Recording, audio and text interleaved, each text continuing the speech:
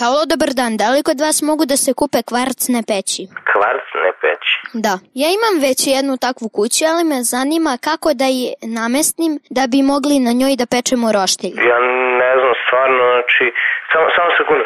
Bebeli, kako da se namesti kvarcna peć da se na njoj peče roštilj? Kaže nikako, majstor.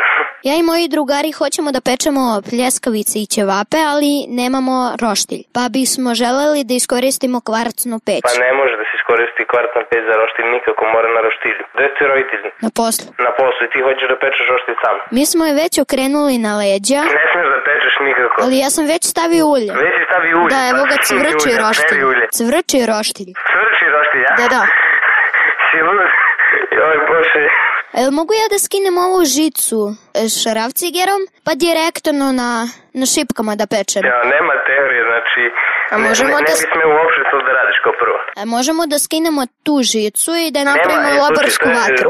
Pozovi, kaže, majstor tatu i pitaj tatu šta će tata ti kaže. A jel smem da odem kod komšije da ubacim pljeskavicu i ćevape u peć? U kakvu peć? Pa njegovu peć. Koju peć? Kaljavu. U kaljavu peć ubaciš roštilj? Samo me zanima, jel neće tu da se uprlja, pošto je kaljava? Ali kaljava peć jeste prljav, iznutra tu imaš i zemlje i cigli i sve živo, ne može niko se uprlja. Pa zato ja hoću ovu kvarcnu, zato što je ona čista.